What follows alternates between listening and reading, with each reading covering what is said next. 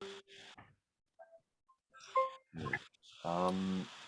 And I'll go to screen share. And we'll have a few moments of silence just to still ourselves. Right.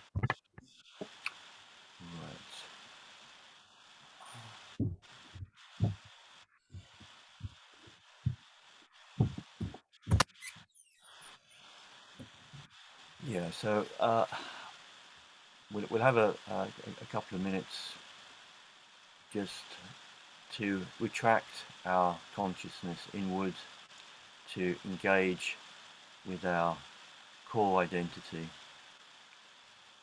to attend to the pulse of the blood and the rhythm of the breath, which is of our essence, and to feel the weight of our bodies bearing down upon the earth to connect us with our origin.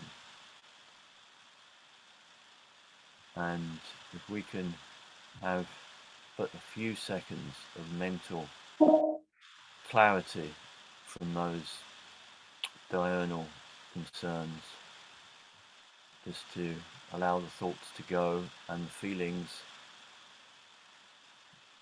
to be released. So our interior is a receptive and clean place for things to grow.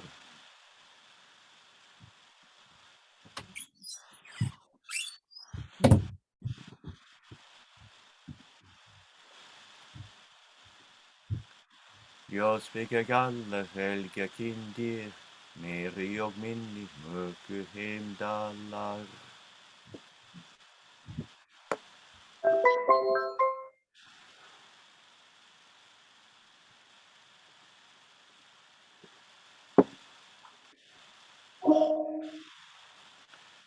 Laten vi tillägga oss guden folka för landet var, från farin björdas atlun, fattig för oss från vapen och deras ansikte skulle sig utan vet, som vi nu kommer in i. Laten vi snurra i tråd med idrun, tivunum som vi ännu sin i snurren bak i vid. Rensa deras vi ölle, som mäktig sem hjärtlager oss, nu och hinga till. Och tacklägga för att radi sig veta oss att skilja, och efter att framklamma.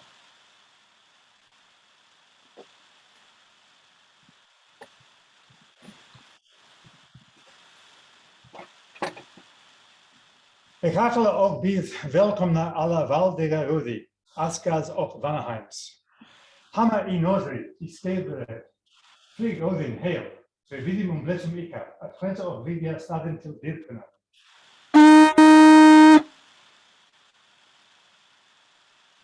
Hammer at Ostan, at Petengeret, Nana Belder heel, we vidim un blessum Ika, at grenzen of Lydia staden til Dirkena. Hammer i Sudri, i Minuzeret, Freya, Frey, heel, we vidim un blessum Ika, at grenzen of Lydia staden til Dirkena. Hammer at Vestan, at Roxet, Sith, Thor, heel, we vidim un blessum Ika, at grenzen of Lydia staden til Dirkena.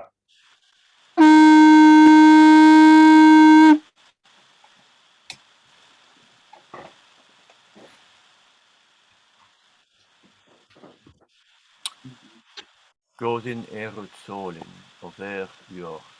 Hans att oi erut mitta mille livsvar, erum vi brottumst, och kunigir självum ser. The gods are the sun, and we the earth. Unless they are at the center of our lives, we are lost and strangers to ourselves. Unless they're at the center of our lives, we are lost and strangers to ourselves. Sorry, Tony, you cut out. You can't hear me? No, you just cut out a little bit on the sentence. Oh. Just, yeah. Okay. Welcome, everyone. This is a somewhat belated vår equinoctial Blót, in which we honor the goddess of spring. As in most of my communications, this starts with an apology.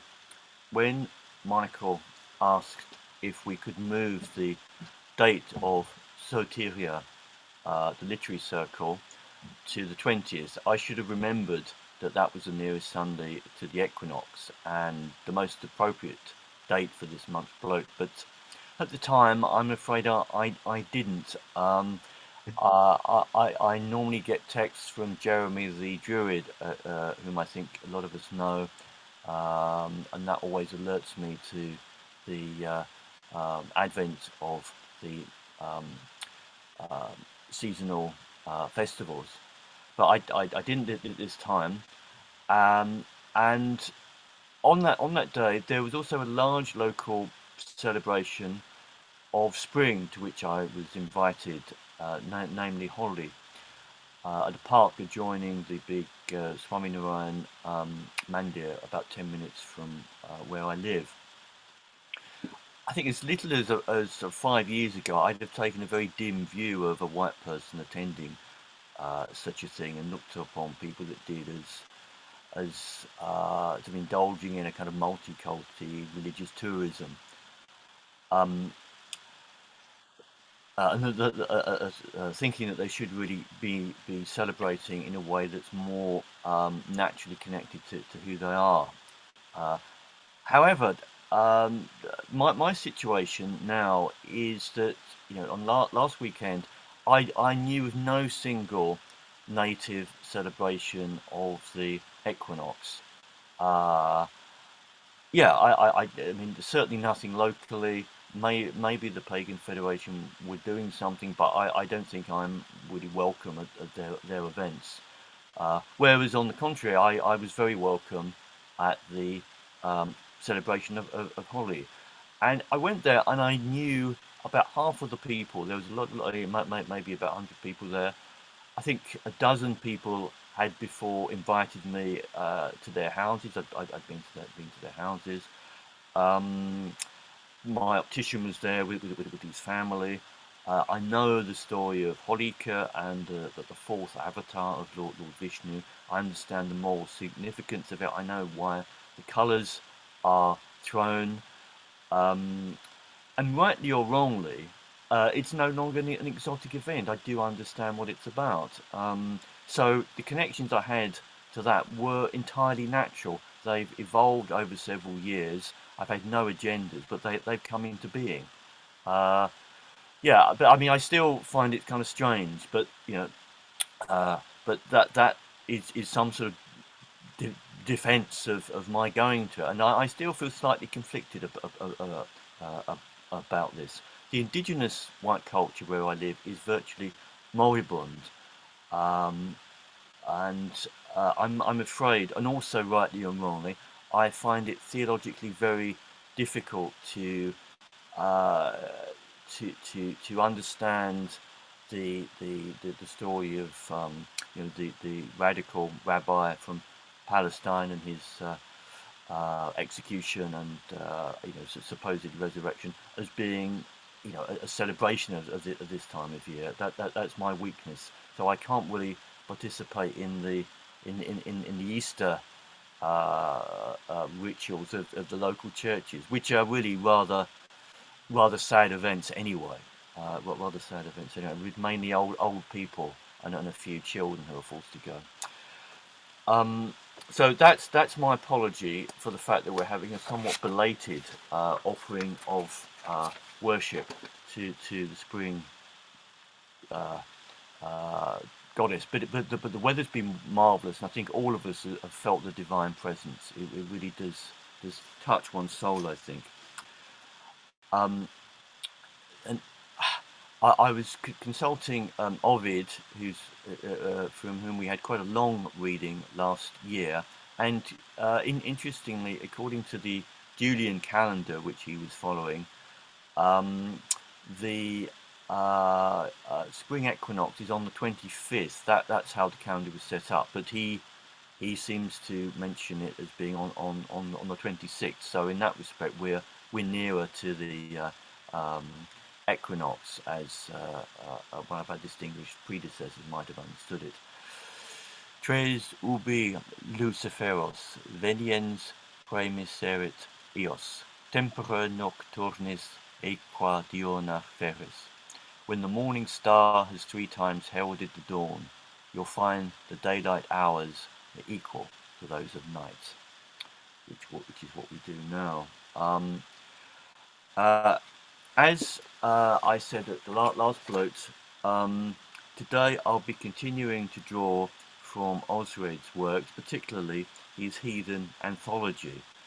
For this time of equinoctial light and balance, I've chosen a sequence of hymns and odes to the god Apollo.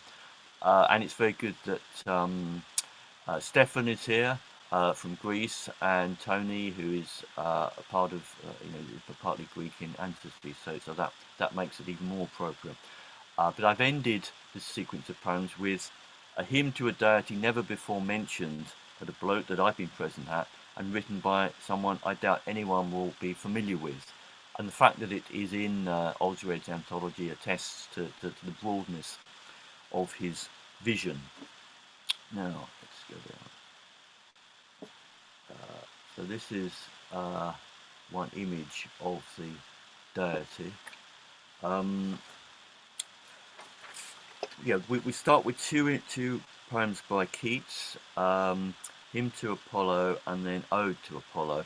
In the first, the subject seems to be more the poet himself, who feels to be but a worm in comparison to the creativity of the god.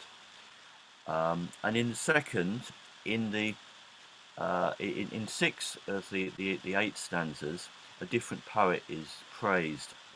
Publius Vergilius Maro is usually referred to as Virgil, but in this poem he's referred just to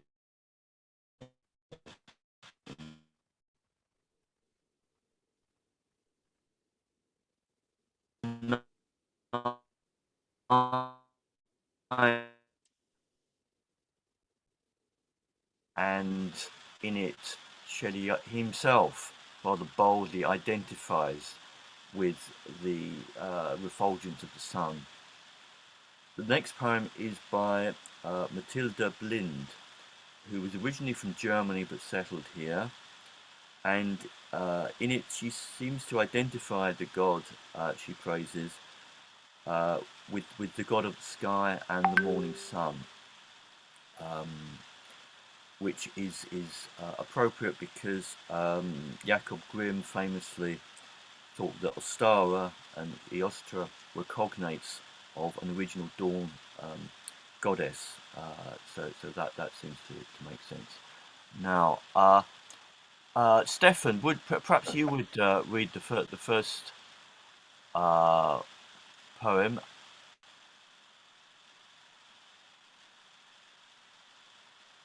Stefan, are you there? I had to unmute. Okay, great. Yeah, I thought you would have something in ancient Greek. For me. Yes, I should have done. I'm sorry.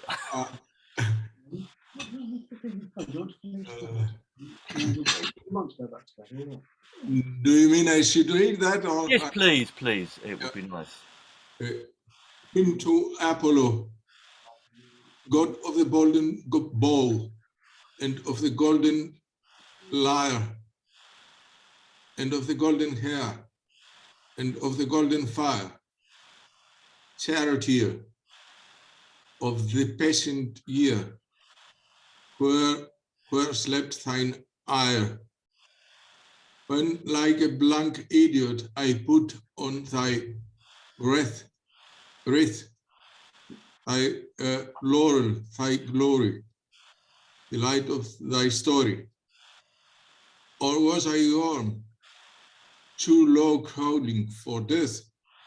O Delphic Apollo, the thunderer grasped and grasped, the thunderer frowned and frowned, the angels' feathery mane for wrath became stiffened. The sound of breathing thunder went drowsily under. muttering to be unbound? Or why didst thou pity, and for a worm, why touch thy soft lute, till the thunder was mute? Why was not I crushed, such a pitiful germ, O Delphic Apollo? The Pleiades were up, watching the silent air. The sins and roots in the earth were swelling for summer fair. The ocean, its neighbor, was at its old labor. When, who did dare to tie like a madman thy plant around his brow, and grin and look proudly, and blaspheme so loudly, and leave for that honor to stoop to thee now, O Delphic Apollo? Thank you very much. Michael in London, perhaps you would read the next one.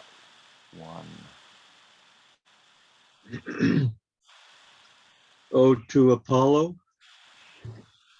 In thy western halls of gold, when thou sittest in thy state, bards, thou art sublimely told heroic deeds, and sung of fate. With fervor seize their adamantine lyres, whose chords are solid rays and twinkle radiant fires. There Homer with his nervous arm strikes the twanging harp of war, and even the western splendor warms while the trumpets sound afar. But what creates the most intense surprise? His soul looks out through renovated eyes. Then through thy temple wide, melodious swells the sweet majestic tone of Maro's lyre. The soul delighted on each ancient dwells, in rapture dwells, not daring to respire, the while he tells of grief around a funeral pyre. 'Tis awful silence then again, expectant stand the spheres, breathless the laureled peers, nor ne'er move till ends the lofty strain, nor move till Milton's tuneful thunders cease, and leave once more the ravished heavens in peace. Thou biddest Shakespeare wave his hand and quickly forward spring the passions, a terrific band, and each vibrates the string that with its tyrant temper best accords, while from their master's lips pour forth the inspiring words. A silver trumpet Spenser blows, and as its martial notes to silence flee, from a virgin chorus flows a hymn in praise of spotless chastity. 'Tis still, wild warblings from Aeolian lyre, enchantments softly breathe and tremblingly expire. Next thy tasso's ardent numbers float along the pleased air, calling youth from idle slumbers, rousing them from pleasure's lair. Then o'er the springs his fingers gently move and melt the soul to pity and to love. But when thou joinest with the nine and all the powers of song combine, we listen here on earth the dying tones that fill the air and charm the ear of evening fair. From thee, great God of bards, receive their heavenly birth. Thank you very much. Michael in Germany, perhaps you'd like to read the Shelley to follow, and Edith, perhaps.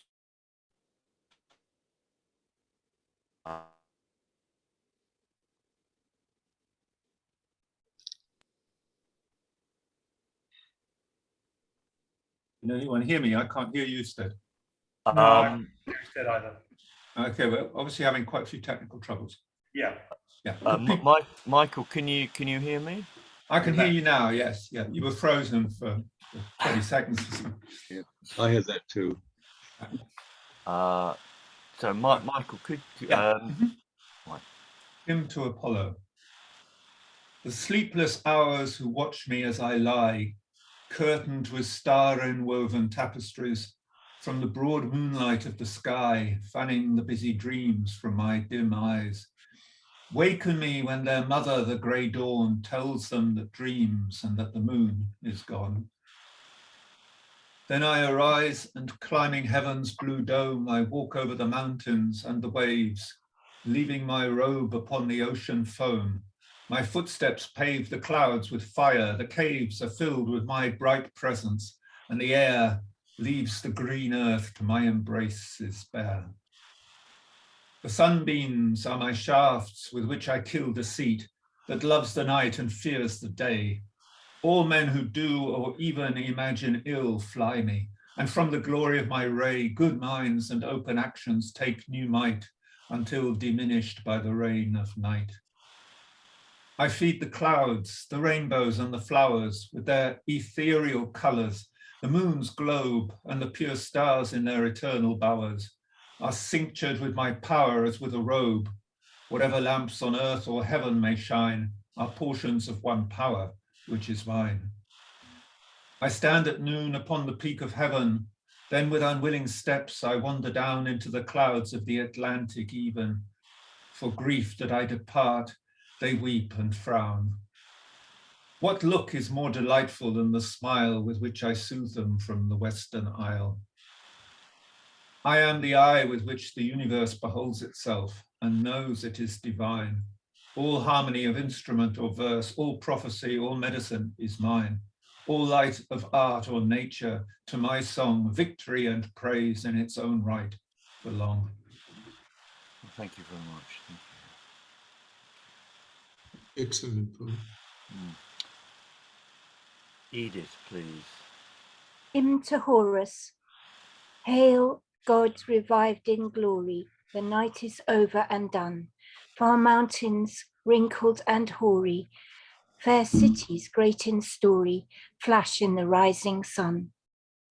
Behold, the dawn uncloses the shutters of the night. The waste and her oases blossoms a rose of roses beneath thy rose-red light. Hail, golden house of Horus, lap of heaven's holiest god. From lotus banks before us, birds in ecstatic chorus fly singing from the sod. Up into the shining, translucent morning sky, no longer dull and pining, with drooping plumes declining, the storks and eagles fly. The Nile amid his rushes reflects thy risen disk, a light of gladness gushes through kindling halls and flushes each flaming obelisk. Vast temples catch thy splendor, vistas of columns shine, celestial with a tender rose bloom on every slender papyrus pillared shrine. In manifold disguises and under many names, thrice holy son of Isis, we worship him who rises, a child god fledged in flames. Hail, sacred hawk, who winging crossest the heavenly sea, with harp playing, with singing, with linen robes white clinging, we come, fair God, to thee. Thou whom our soul espouses, when weary of the way, enter our golden houses, and with thy mystic spouses, rest from the long, long way. Thank you so much. Thank you so much. Yeah, several. He was not the son of Isis, though. As you say. Poetic license. Tony, perhaps you would you can make your perhaps we can hear from you now. Sure. Can you hear me? Yes, we can. Okay. Yes. Okay. I have a short prayer in praise of Idun. Idun, bringer of spring, we greet you with joy and hope. Idun, your sacred apples allow the gods to thrive as the gods help us to do so too. As the world rejuvenates after the long cold, we praise you. As nature's reawakening commences, we praise you. As life's manifold bounties flower and bloom, we praise you. Idun, the ever young, we greet you with smiles and heartfelt cheerfulness. Idun, wife of Bragi, keeper of the Eski containing fertility's fruit, we praise you. Hail Ethan. Thank you. Thank you very much, Tony. Thank you. Sorry, just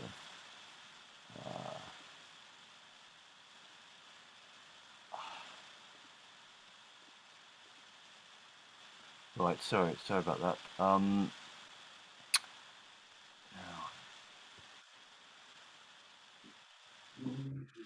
Seems a little bit. Yeah.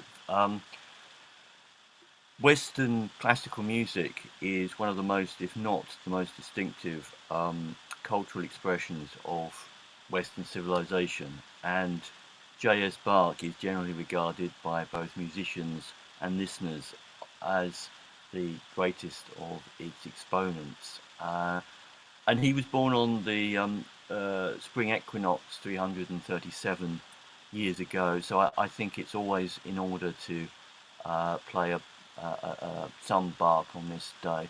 And this series of videos, I think, is particularly successful in combining the sound of the music with the form of I don't know, the way people are addressed, the pictures, the architecture, and also the deportment, which seems very dignified and quite different from how even a relatively short period afterwards, now, 50, 60 years, people seem to behave slightly differently, and I find this a very moving video to watch because of that. It seems to represent something of European culture that we've lost. It's probably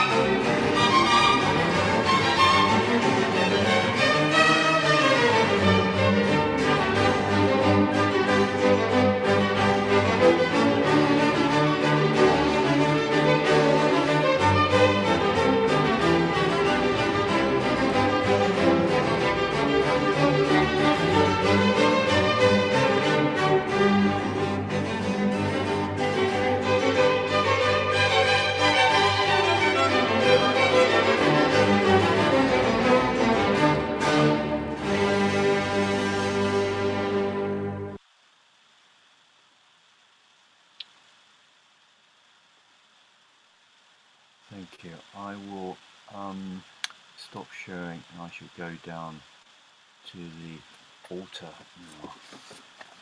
now. After I've said a prayer to the Spring Goddess, if anyone has words to say, please say them, and I shall leave a pause.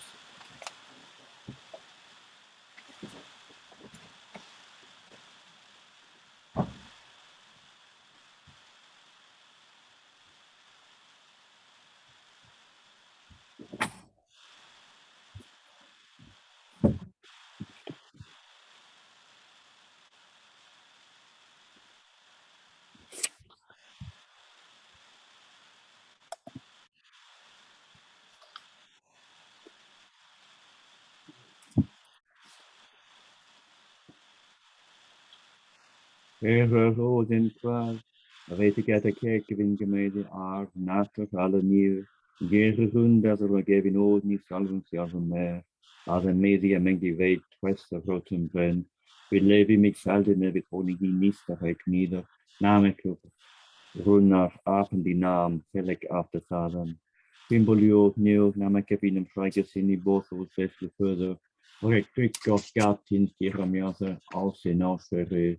Dan namelijk havas ook voor de werken opwachsen ook weer havas. Oort me af oorzicht, oort later die, werk me af werkie, werk later die. Lautomos vildige dieve forstner sami met fiat forstner ver, erus os inni or ute. Des telos jalven ser hat framfara dekt met vilde sinni. Maar having even efnis hemen versta. Het alle og søndag. Bjordum zafsukken nach fi stemt nok sinvek kunugt og okunugt at fortne og at avi alto. Tok fyrir miskunnina væsem og maklega serra.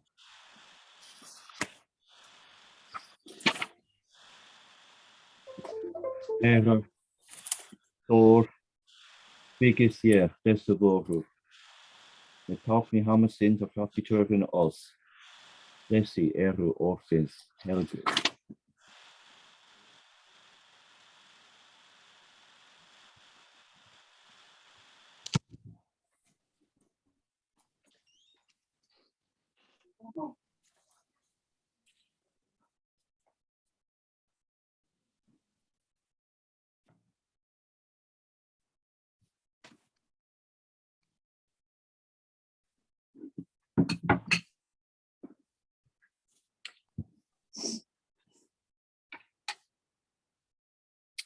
Hel Asir, hel Ausinir, hel Sjohin Fonite.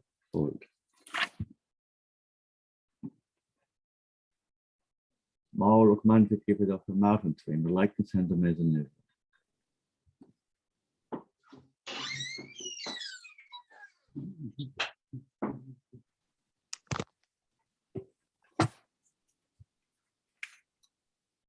Hail Var, hail Ostara, hail Iostra. Let us welcome you into our homes and into our hearts. Sweet goddess of spring, garlanded in yellow and in white, the livery of the daffodil, like the yolk and the albumin, full of promise and protein. Goddess of the cold, clear, bright dawn, looking ever with new washed eyes upon old problems. Lady, spring clean where we live and how, with your light. Goddess of eggs and their bounty, praise be to you for the vitality of life, which is as golden as your heart. Goddess of the moment of equipoise, when night concedes to day, when the sun crosses the equator northwards in geometric glory, and the axis of our planet, as on only one other day in the orbit, tilts neither towards it nor away. Cheeks flushed with expectation, sacred daughter of earth, our fair maiden sister, grown to be yet not yet a mother, in your names may we balance the light and dark within ourselves, the individual and the collective duty, the terrestrial and the celestial, well weighing each thing justly in estimation against its complementary. Iostra hail, Ostara hail, Var hail.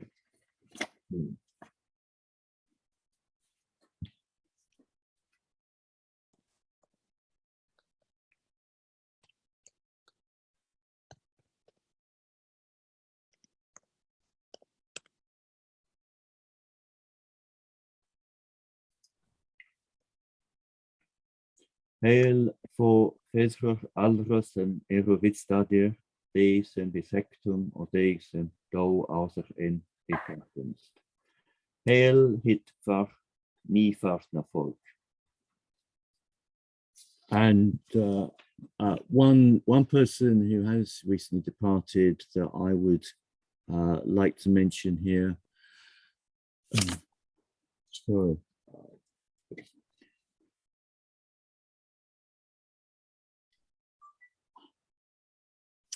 Like to mention here is the gentleman who used to run one of the local cycle shop.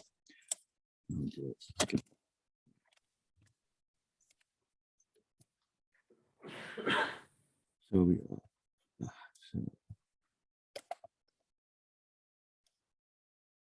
Good, we're back. Sorry, yeah, we must persevere to these technical difficulties. Yes, Peter Elliott ran Welling Cycles. Welling is where I live, and I've got to know him over the 20 years I've lived here. He was about my age. He was a very fine cyclist, and he was a mechanic on various tours. He used to do a lot of cycling in France. But the two things that were quite distinctive about him, I don't think I've had service from anyone in a shop that was anywhere like as good as the service he gave. He was always friendly, very diligent about conducting any operation, would always stop everything to give one assistance, however minimal it was. He would do so without without any seemingly without any irritation at being kind of disturbed from any other job or anything.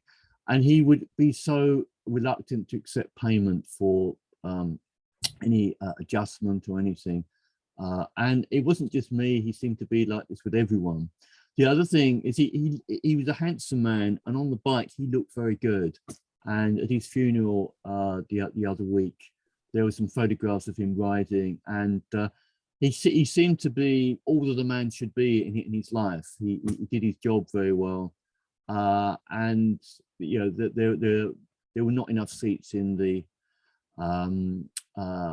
in the place where the funeral was conducted for people to sit down. A very popular man, a very successful human being. So yeah, I'm honored to have his friendship.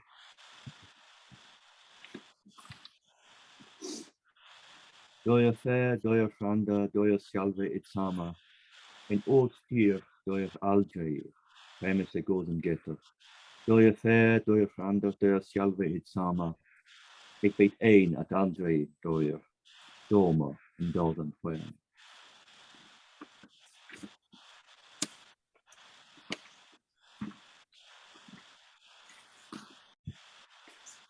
Heilig sig, livender, sin och verra stöder. I na veru erkyrkja skulum við minnast þess sem við þekkjum sem fjarist af heilsubrest. Ek helsa þjóðdrottningar þessa lands, Elisabethu drottningar, og fjölskyldunni hennar, og fyrir alla sem stjórna löndum okkar, að við með embætti sínu hafa áhrif bæði hérlendis og erlendis. Megi þeir, eins og við, herrarætti þínir og bregðast við. Blessed the tea, Sigurd of Friedrichshair. Blessed the Craig Odney, Sigurd of Friedrichshair. Blessed the Nonna Baldry, Sigurd of Friedrichshair. Blessed the Froy, Sigurd of Friedrichshair. Blessed the Sigthor, Sigurd of Friedrichshair. Blessed the Skarfinjord, Sigurd of Friedrichshair. Blessed the Ull, Sigurd of Friedrichshair. Blessed the Heimdall, Sigurd of Friedrichshair. And oss, meðan við verða blessed og oss, Sigurd of Friedrichshair.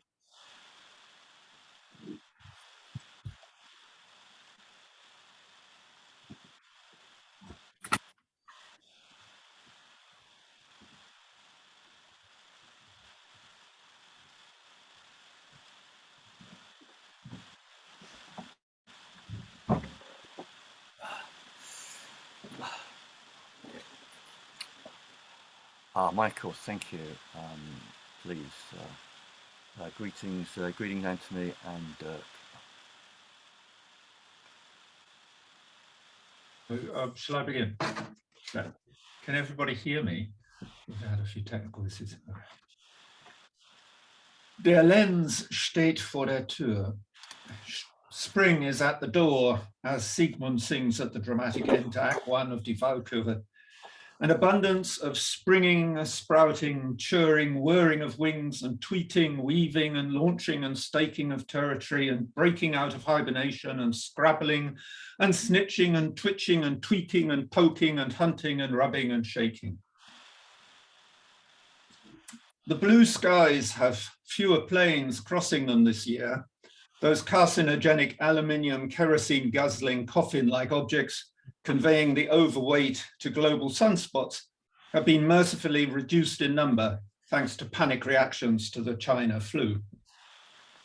Spring used to be my least favorite season. I did not sing like Fotherington Thomas, "Hello clouds, hello sky," when spring came around. From when I was 7 to when I was about 30 years old, I suffered from very severe bouts of hay fever in spring, and I associated spring weather with swollen and itchy eyes and continual sneezing. But allergies may pass as mysteriously as they come, and my hay fever has diminished in recent years. I still have it, as you may have noticed, I'm rubbing my eyes a bit, but it has diminished to the point that I can appreciate the spring weather and what spring means. Spring used to be heralded at the back of our house by the sounds of scores of birds singing in the trees behind our garden. Alas, no longer. Some months ago, neighbouring old age pensioners, tired and bored existences well past their sell-by date, badgered their landlord into having the trees behind our house felled. Inspired by this example of destruction, our direct next door neighbour, another old age pensioner with nothing useful to do, persuaded his neighbour to strip the bindweed from their partition fence.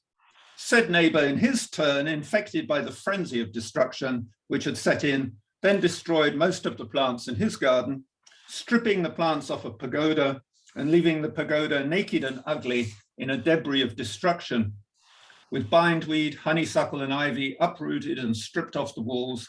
The larches have gone, the pines have gone, all kinds of bush and creeping thing gone. And so, of course, the squirrels have gone and the birds have gone. Now we see concrete walls and absurdly the pagoda stripped of plant ornament, a multi-legged piece of anti-art which could win a prize in the Hayward Gallery, a frail, senseless skeleton amid stripped dead tree trunks, the scene resembling a stage set from some stark, brutalist opera production. Only in the distance in the morning now can I make out the hopeful call of birds, excepting the sturdy pigeons who can still be heard nearby, greeting the spring with their cooing duets. More on them anon. Mornings are also quieter because of less human activity. The dirty growl of traffic from the nearby Bergisch Gladbacher Straße is much reduced thanks to the virus hysteria. I can now sometimes walk over the main Cologne to Bergisch Gladbach road between traffic lights in the middle of the day, even without waiting, something quite unthinkable before the COVID restrictions. The nights are quieter too, thanks to COVID. There used to be 30 to 40 planes a night droning over our house. Now there are about half a dozen. Birds which we can still hear calling every morning are, as I said, the pigeons, or should I call them doves? English has two words for the same suborder of birds called columbi, just as the French language has two words for seagull, goéland for the larger seagulls like herring gulls or blackback gulls, and muette for the smaller gulls. French has two words for owl, hibou for large owls and chouette for small ones. And the German language has two words for owl, Euler for the large owls like the tawny owl, and Kauz for the smaller species like the little owl. But the English language distinction between dove and pigeon is not a matter of size. In fact, the ancestor of the town pigeon is the same species as the original rock dove. No, the distinction between pigeon and dove is a cultural one. And all kudos goes to the dove of peace, the Holy Ghost descending to earth in the form of a dove. And it was a dove which brought an olive branch to Noah's Ark, never a pigeon. Pigeons represent the menial and stupid, or at the very least mundane aspect of the columbi. Town pigeon, wood pigeon, racing pigeon, carrier pigeon, the latter species mercilessly and pointlessly shot to extinction by the usual suspect.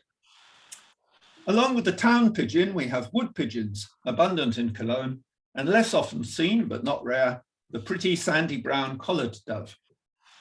In German, the collared dove is called the Türkentaube, reminding us that it comes from Turkey, as indeed does a substantial percentage of the population of Germany. The ringed dove has increased in population as the turtle dove, once common, has declined. I do not know if the ringed dove drove the turtle dove out in the way that the grey squirrel drove the red squirrel out of many parts of England, or as the European house sparrow drove many American species of sparrow out of wide areas of the United States, but it seems possible. The wood pigeon makes a melodious gurgle of 4 notes. The ringed dove has a slightly clearer, shorter 3-note call. Wood pigeon and ringed dove still provide a gentle waking orchestra for me in the mornings. Every year with the advent of spring, spiders seek an advantageous position close to our outside light. No sooner is the warm weather here than the wasps are busy building their nests and spiders are busy building theirs. How do spiders know that flies and moths and other morsels are attracted to our outside light? And that is where they should weave their deceitful webs. Whatever the answer, the fact is that every year they do know. 2 very different species of spider have pitched their tents around our light this spring. One is small and shy, so shy that he or she runs away from her web when I put my face close to it, something I've never seen in a spider before. Perhaps it is a diminutive garden spider, and the shyness may be caused by the uncomfortable proximity of a much larger spider. My wife dismissed the large newcomer as just another garden spider, but I disagree. It is not like any garden spider I know. For one thing, our new spider is nocturnal. In my experience, there is nothing especially nocturnal about garden spiders, which are happy to ride the wind on their finely built webs throughout the day. I do not think garden spiders are very dark, but as far as I can make out, our new spider is black. Whereas garden spiders are sedate and elegant, spinning their webs with precision and then waiting motionless for hours in the middle of them, this character seems to be in a permanent state of nerves, and the web appears untidy and ill-planned, with the builder sometimes stumbling about as though the worse for alcohol, forever fussing and fiddling. During the day, she, I have no doubt from the outlandish size that this is a she, is nowhere to be seen. But garden spiders surely spend most of their days dreaming of a spidery heaven and are meditative and calm for most of their lives and throughout the day. There is nothing meditative or calm about this spider, which when not crouched against the wall seems to be in a state of nerves. The stringy web woefully lacks the architectural precision of the garden spider's web. And this spider has the eccentric habit of pressing itself close against the wall away from its main web. It does so night after night. Our new visitor, like Dracula, retires to some kind of coffin hideout during the hours of light. My suspicion is that our new guest is a species of false black widow spider of the genus Steodota. False black widows are apparently becoming more common in Northern Europe, including Britain, perhaps owing to global warming. In Britain and Germany, there are 3 or 4 species in the genus Steodota. Perhaps ours is Steodota nobilis, the female of which is indicated as large and dark and with 2 white marks on the back, which I think I did see in the little light thrown out by our backdoor light. Steodota is reputed to have a painful but not dangerous bite, so long as you are not allergic to spider bites. But it is inadvisable to pick up a frightened Steodota to test the potency of her poison. I had always supposed that the biting spiders which attacked Toby Jug in Dennis Wheatley's classic horror tale, The Haunting of Toby Jug, were Tegenaria gigantea, the greater house spider. But perhaps Dennis Wheatley was thinking of the false widow, Steodota. The spiders over whom the Black Magician in Wheatley's novel has command are, so far as I recall, native to Britain, and they have a painful bite. So they must have been either Tegenaria or Steodota. I told my wife my suspicion, and she warned me not to tell her any more, lest she might be tempted to remove the spider. Although my wife, unlike the rest of her family, does not kill spiders, she does tend to react with fear and distaste towards them. I have mentioned in past nature notes that I knew a girl who suffered from a phobia against slugs. And through her phobia, she seemed to attract slugs to her. At least in her company, one was liable to encounter an inordinate number of slugs. In the case of my wife, an above average number of spiders do seem to put in an appearance wherever she is. She once begged me to put out into the garden a spider she had discovered in a plastic bag. I disdainfully looked into the bag, making critical remarks about her fear of spiders, and got a shock, for there was the largest Tegenaria gigantea I have ever seen in my life. Our lawn was strewn with pigeon feathers this week. My wife actually saw the sparrowhawk which struck the pigeon down. She gets to see much more than I do, and I admit I'm envious. My wife has extremely sharp eyes and little escapes her. Although yesterday I did see a black crow mobbing a buzzard over our street.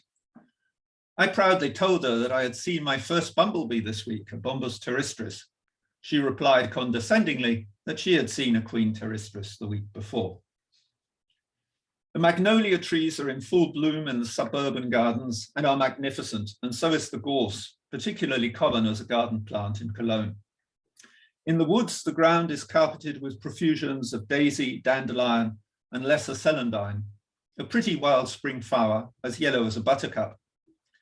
It is superficially similar to the greater celandine, but the lesser celandine, Ficaria verda, which is in the buttercup family, and sometimes called, I think, the fig buttercup, is an exclusively spring flower, while the greater celandine, Chelendonia maius, is a member of the poppy family and continues to flower into late summer and even autumn. There are greater celandine in flower already too. They are, I think, hardier and more tolerant of poor soil than the lesser celandine, and the flower is paler.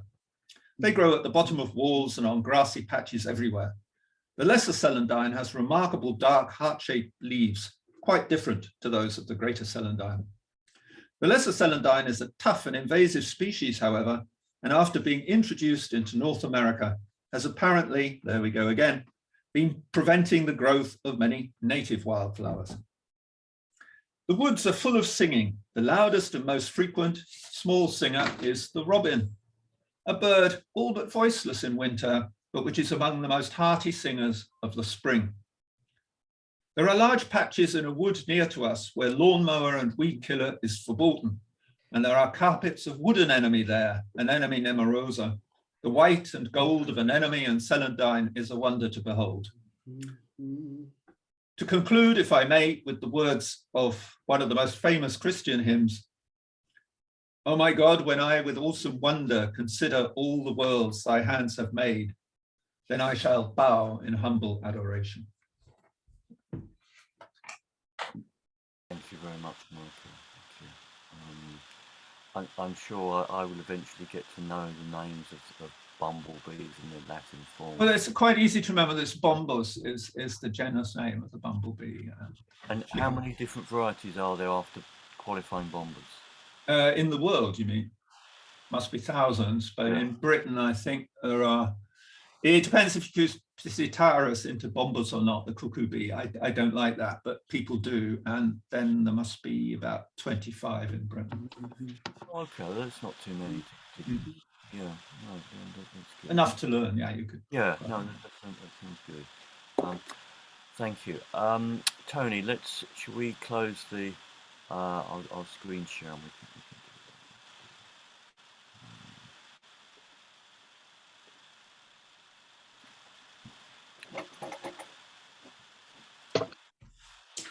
Godin aerosolin over your andes that I Herres mitta milli livsvar, ervi blottumst, ja okunnigir sjálfum sér.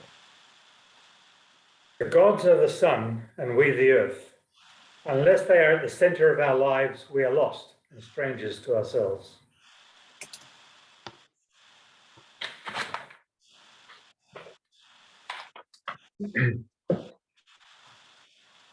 Ik werd alle geweldige hudi asgad op Vanaheim's.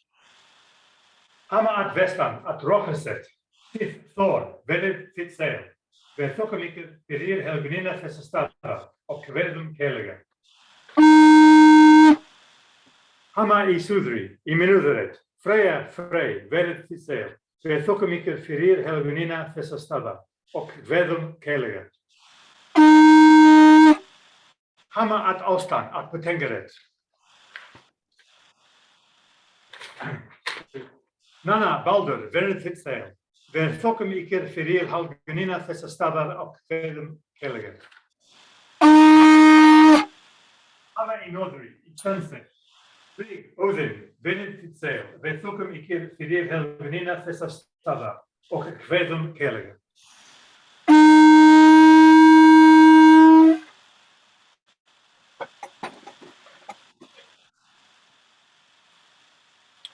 Rotidu Locus Elodie. Thank you.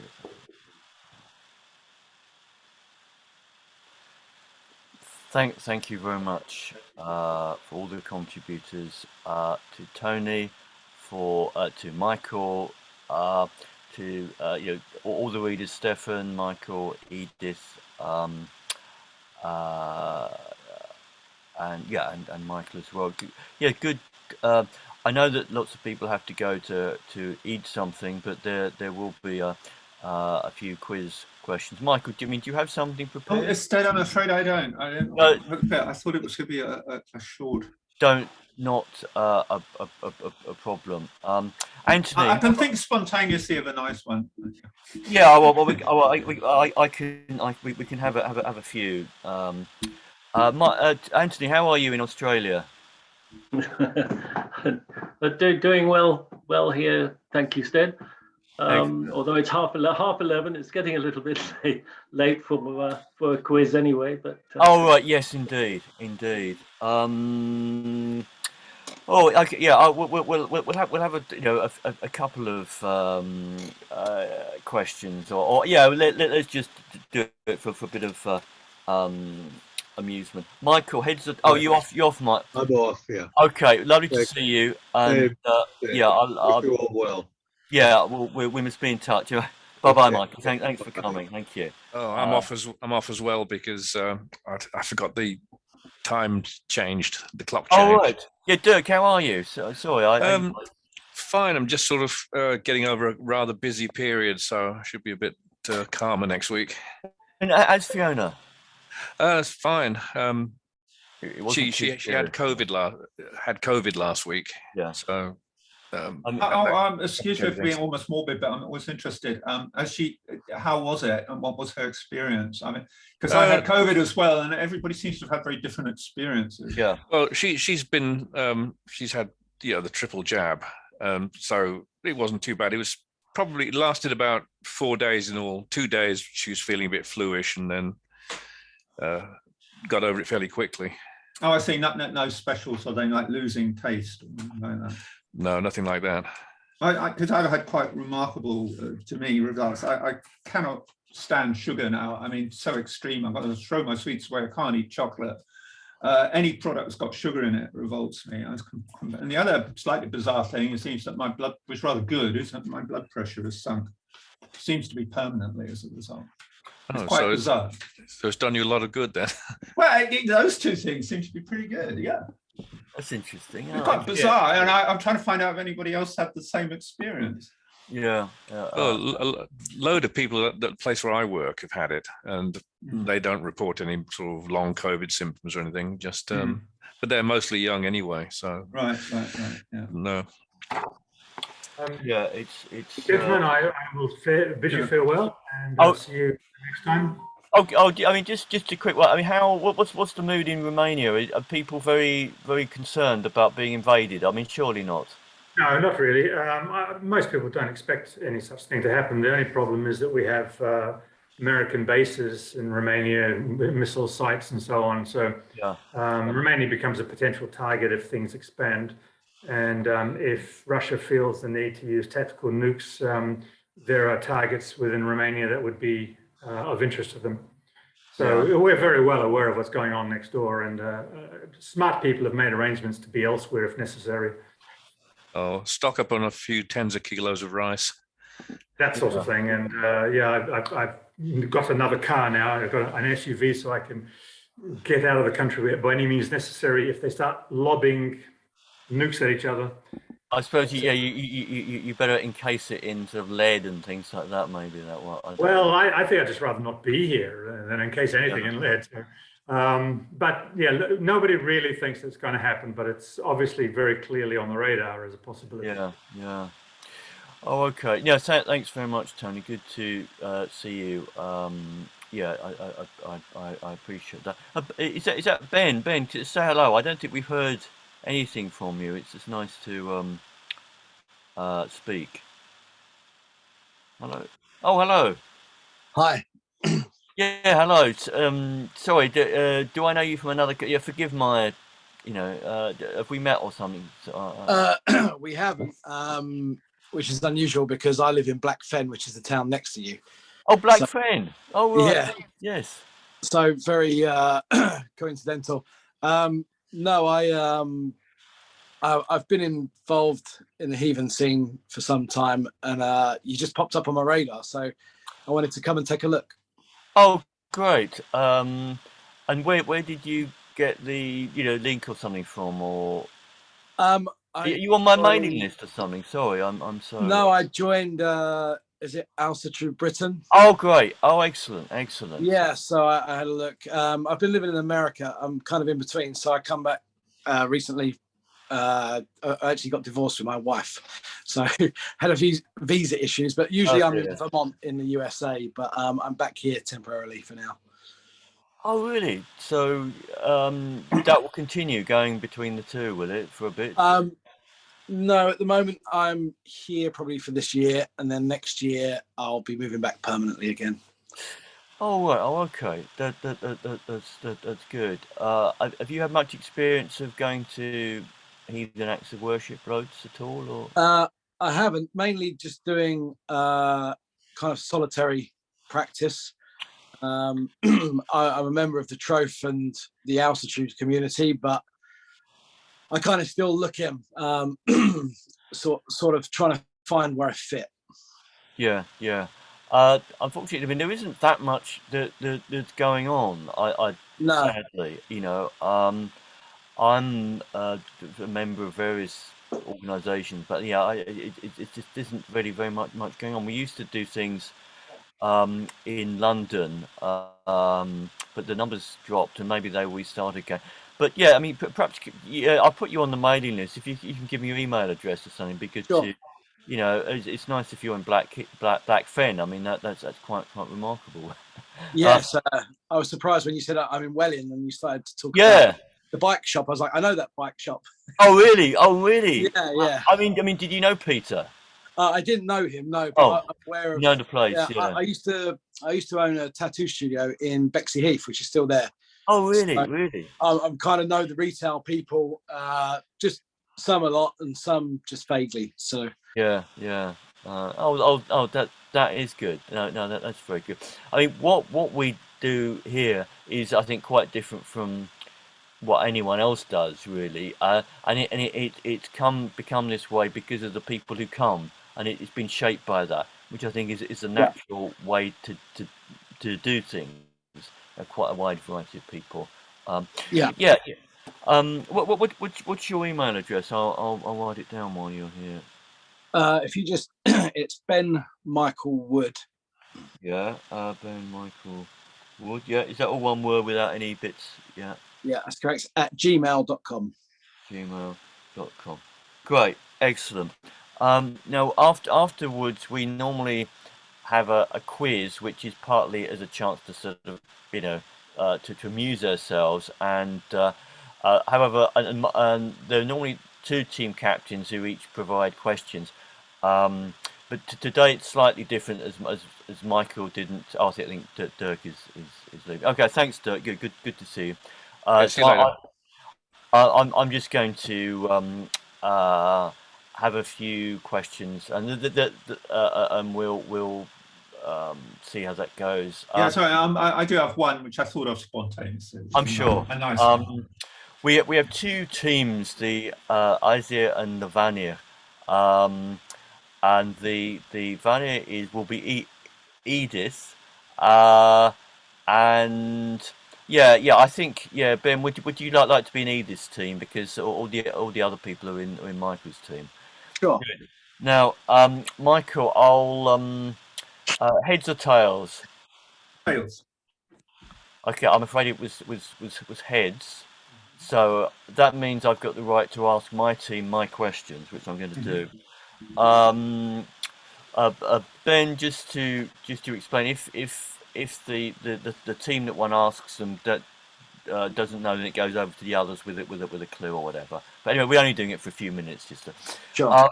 Edith, Ben, how many children did J.S. Bach have?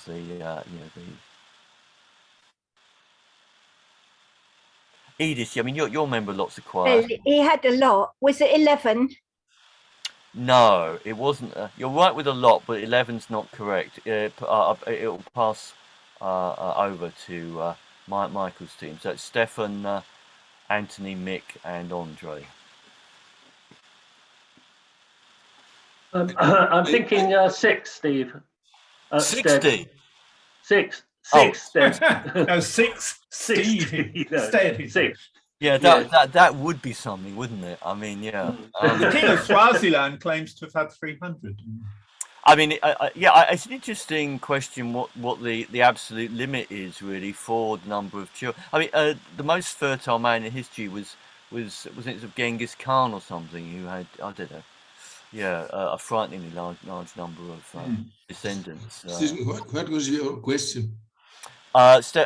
How many children did Johann Sebastian Bach have? I say this because he was in the line of musicians, and he continued that succession. I think 4 of his children were significant musicians: Johann Christian Bach, Philipp Emanuel Bach, and Johann Friedrich Bach. Just thinking about the 4th one. So yeah, I don't know that anyone is going to get this. He had 20 apparently, which is 20. Yeah, I mean, which is pretty impressive. That must have included stillbirths. Yeah, yes, you're right. Not all of them survived, but I mean, he had 2 wives, but obviously in those days, being a wife was not an easy thing to be, really. Information. So no points there. No points there. Michael. Yeah, right. I apologise to everyone. I sort of rather forgotten that I should prepare questions, but I did think of one spontaneously, which is related very much to spring. Most Shakespeare plays include a season mentioned in them, but I could spontaneously only think of one where it very clearly takes place in spring and includes the song, "In the springtime, love's only pretty ring time. Yea, ding-a-ding-a-ding, sweet lovers love the spring." And from which Shakespeare play is that? And that is first to Michael's team, which is Anthony, Stefan, Andre, and Mick.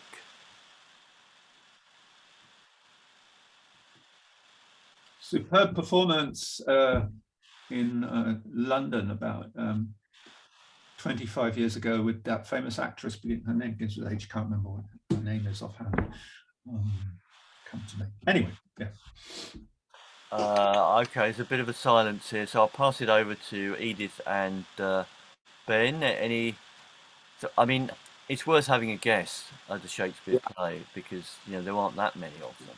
You've got and some of them are obviously not the case, but I mean, I have a stab at it, but I guess Edith, if you know it first. Okay, yeah, go for it. Okay, I was just going to say like a Midsummer Night's Dream, maybe. Kind of good guess, but the title gives it away as being in Yes, midsummer. that would be fine for summer, I think. But so no. Oh, well, I could give a a big clue, an enormous clue, almost too big. It includes a famous speech relating to the ages of man from All the World's a Stage, the men and women only players. Oh, am I allowed to guess? Or No, you're not. It goes over to the other team, but you know, so it's Stefan, Andre, Anthony, and Mick.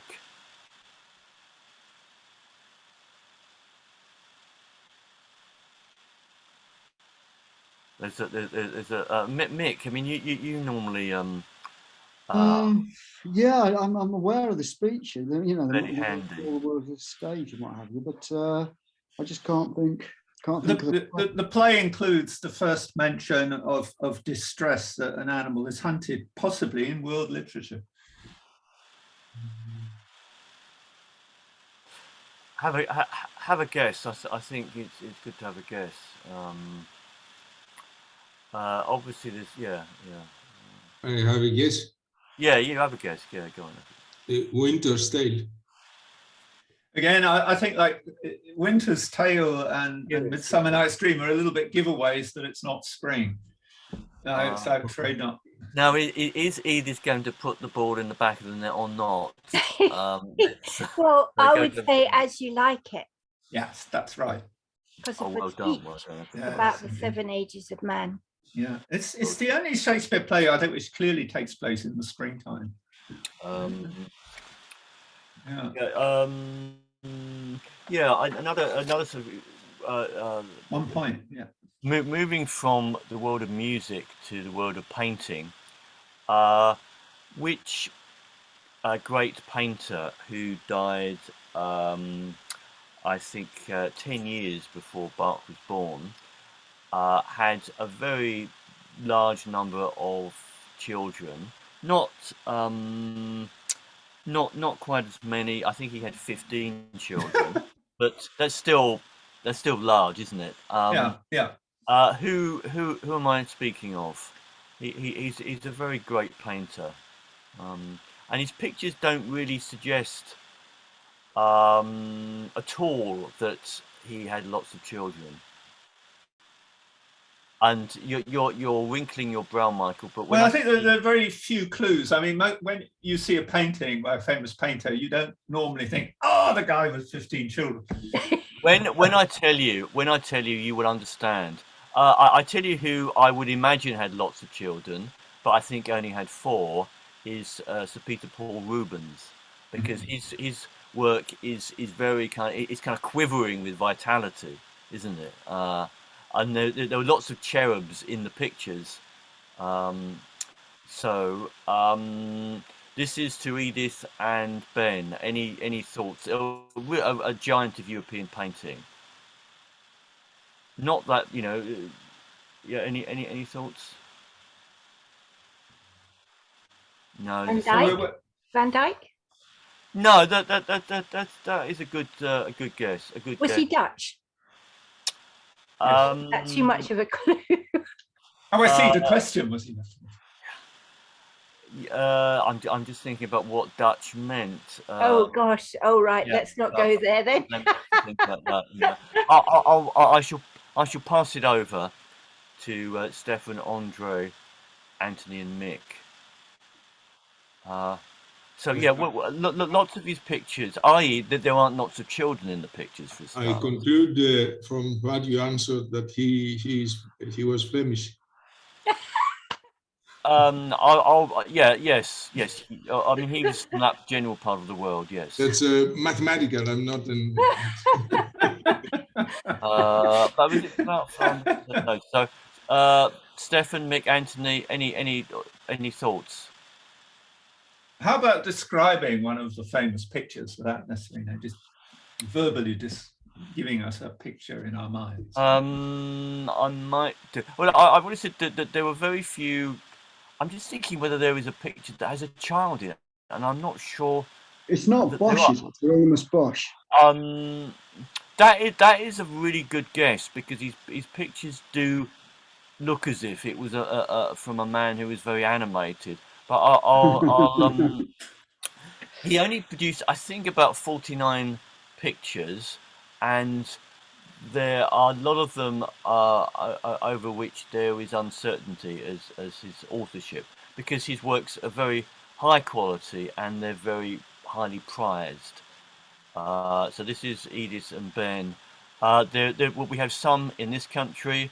There is one in the Highgate Museum. There are some in the National Gallery. The Queen has, I think, two, I think, or maybe one. What about And have you got Holstein? Oh, it isn't bad. The works are known for their geometry and their calmness and their the clarity of execution. A lot of still lifes then. No, any thoughts? I don't think people are going to get this. I mean, think of a great Flemish painter. Was it Vermeer? Yes. That's the only one I could think of. Vermeer. Yeah, well done. Right, made famous with the girl with the golden earring. Yes, but I mean, look, film, his works are very, very carefully painted. Yeah. And they're calm. They're really calm. And his house must have been noisy and chaotic. And that's a very interesting point. Yeah. I'm assuming, unless, I don't know. So that does strike me as strange. Well, maybe the children are not like today. You know, there's those days when the Dutch still believed in discipline. They probably a very disciplined Calvinist upbringing and got a whack if they even coughed outside Daddy's door. You know? I don't know. Maybe. I don't know. It is interesting. But fair point. Yeah. Do you have any? Oh, spontaneously good. Oh well, this is a little bit provocative, but I can think of one. Okay. A little bit. Oh no, not too much. Which political movement had as its song the first opening words? I won't give it in the original language because that would be a giveaway. Which, well, translated would be "Spring, Spring, the joy of youth." Spring, Spring, the joy of youth. Yeah, that's a good question. Which political movement? Yeah. It wasn't the fascist movement, was it? It was. Yeah. Giovinenza. I better not sing that. No, sorry. No. Are we recorded? Yeah, but I'm not. Oh, for goodness sake, Michael, you actually mention a song in a quiz. I know. Yeah, please. No, that's fine. So good, Mick. You've put the ball in the back of the net. Well done. That's good. So what's the score? Actually, I told that, but I was muted then. You mean the song Giovinenza Primavera? La bellezza della primavera. Yeah. It's a nice song. Okay, I'm going to give some quotes, and you have to say whether any of them is by Bach, all of them are, or none of them is, maybe. So this is to my team. I play the notes as they're written, but it's God who makes the music.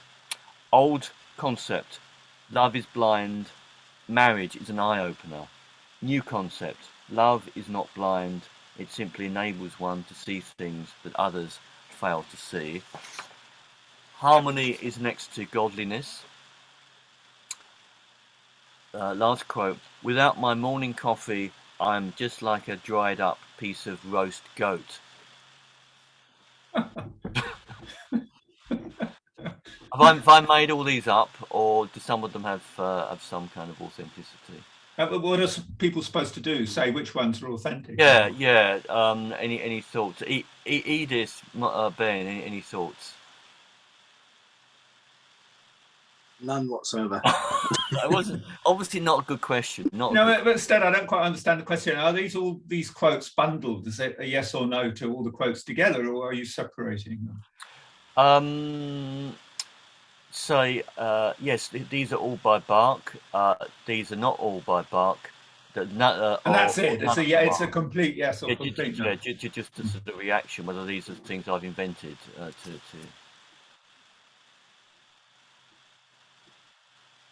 So they're either all by Bach or none are by Bach. Or some might be. I just wondered. Yeah. Well, that's the point. So some might be.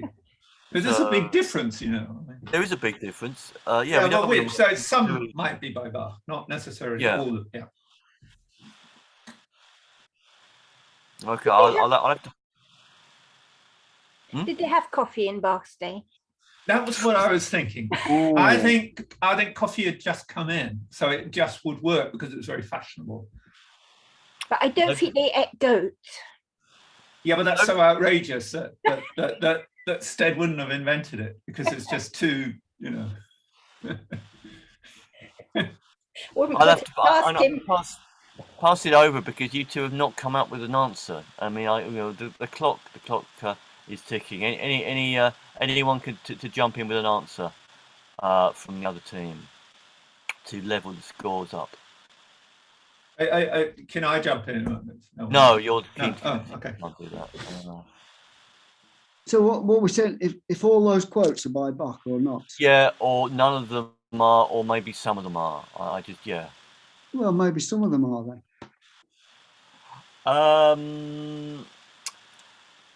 No. The answer. I mean, they're all by Bach, actually. Oh, right. That's what I thought. Yeah. Yeah. I mean, he did write a coffee cantata, which was about the phenomenon of people being addicted to drinking coffee, if I can use the word addicted, and he was. So that was an interesting fact. You know, so. This goat is very surprising. Yeah, that is pretty surprising. I did find it as a. I've not seen the original manuscript or anything, but it is surprising because I associate eating goats with West Indian. With the Mediterranean, I think in Greece, don't they eat a lot of goat? Oh yes, Stefan, is in Greece do people eat usual, goat? I think, isn't it?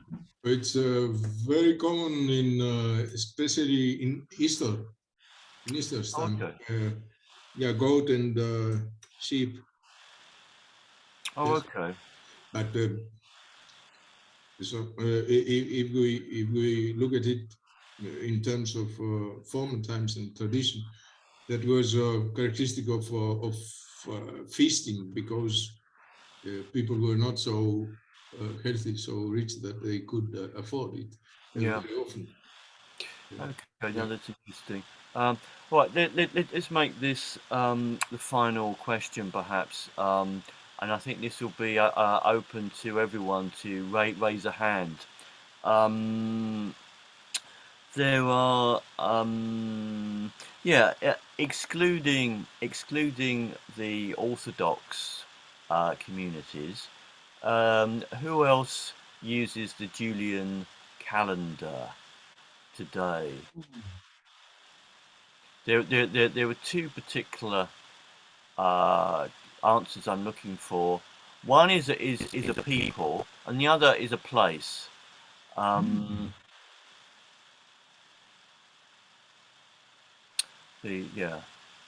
So everybody's allowed to guess. Yeah, except you, of course. You're the omniscient team captain, Michael. You already know the. I'm so omniscient. Oh, I see. Yeah. I don't know if I have understood your question complete, but in Russia they use the old calendar. I mean, in the Orthodox Church they use the Julian calendar. Not all Orthodox churches. Actually, in Greece the official church doesn't use it anymore. But there is a sect, kind of unofficial church which uses it, but the official church doesn't. That seems to me that is a point to you, and one of the answers is the Mount Athos community. Yes, Athos uses the old one. Yes. Yeah, so I think that counts as a correct answer, and that's the point. And the other answer is quite different from that. It's an unusual people that that often appear in books on anthropology because they are slightly unusual. In connection with the same question? Yeah, they use the Julian calendar apparently. I don't know. They're in Africa. In Africa. Mm-hmm. Yeah, Michael, that's a nod of. Well, I may be quite wrong. Does it begin with C? Not that I'm aware of. No. Oh, Not the Ethiopians, is it? No. They're Orthodox, aren't they? Maybe Uganda. Yeah. I think it's apparently it's the Berbers. The Berbers. Yeah, who are an unusual group because they've got a lot of European characteristics, but they're in Africa. So. So I think that's a nice point to end perhaps because that is a draw. So that's good. Who just out of interest, who lives in a house with the house number? Oh, so most people. Yes. I don't know. Because I mean, another way one could divide people up would be even and odd house numbers. If we needed to, that might be useful. Okay, that's good. All right then. Yeah, very nice to see everyone. And I mean, I wonder if all the technical problems we had were due to I don't know, sort of things going on in the cyber sphere trying to disrupt. I don't. Probably not. No. Anyway, very good to see everyone, and I think the next event that will be coming up will be a moot, probably with our friend from the Netherlands talking about the Linde book, the Frisian document. I think I'm not sure about the date. That sounds quite interesting. Otherwise, it will be another Blót at the end of the month. All right, so have a very good Sunday to everyone. Yeah, and thank you, Steph. Thank you very much. Bye. Bye, everyone. Bye bye. Bye.